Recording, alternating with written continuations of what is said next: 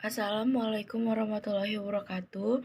Saya Marlina, kelas 12 IPS 2. Di sini saya akan mengulang penjelasan ulangan pertengahan semester dari nomor 3, yaitu teori perubahan sosial. Itu kan terbagi menjadi 4. Yang pertama itu teori siklus. Teori siklus itu adalah teori yang terjadi secara berulang-ulang. Contohnya gaya rambut dan gaya berpakaian. Yang kedua ada teori modernisasi, yaitu teori yang terjadi berdasarkan wilayah barat atau yang mengikuti wilayah barat. Contohnya itu gaya berpakaian yang terbuka. Yang ketiga ada teori gerakan sosial. Teori gerakan sosial yaitu teori yang terjadi akibat ketidakpuasan masyarakat kepada suatu. Contohnya itu demo yang terjadi karena kenaikan BBM. Dan yang terakhir, yang keempat itu ada teori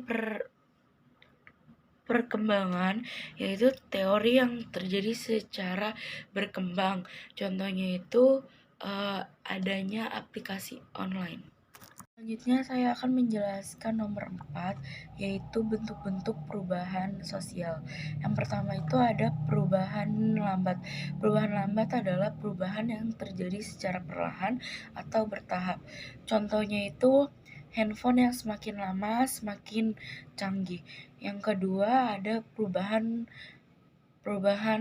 cepat, yaitu perubahan yang terjadi secara cepat atau besar-besaran.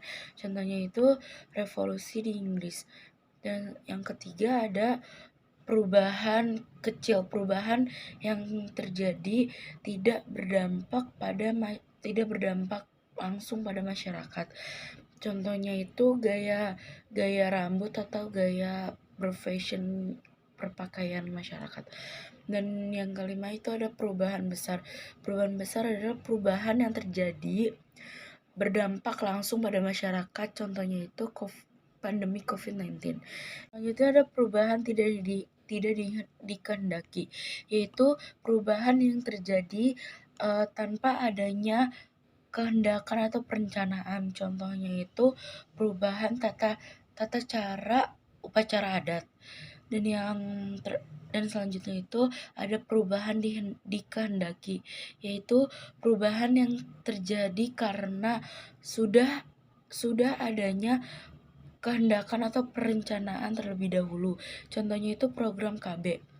Selanjutnya ada perubahan proses. Perubahan proses adalah perubahan yang terjadi karena adanya proses. Dan yang terakhir ada perubahan struktural. Perubahan struktural adalah perubahan yang terjadi secara terstruktur atau terarah. Contohnya itu perubahan kurikulum pendidikan. Selanjutnya saya akan memberi penjelasan di nomor 6, yaitu pengertian dari cultural like dan culture shock. Pertama itu adalah ada culture shock, adalah ketidaksiapan menerima perubahan dan juga tidak bisa mengikuti perubahan yang ada. Kalau culture lag itu siap menerima adanya perubahan, tetapi belum tentu bisa mengikuti perubahan tersebut.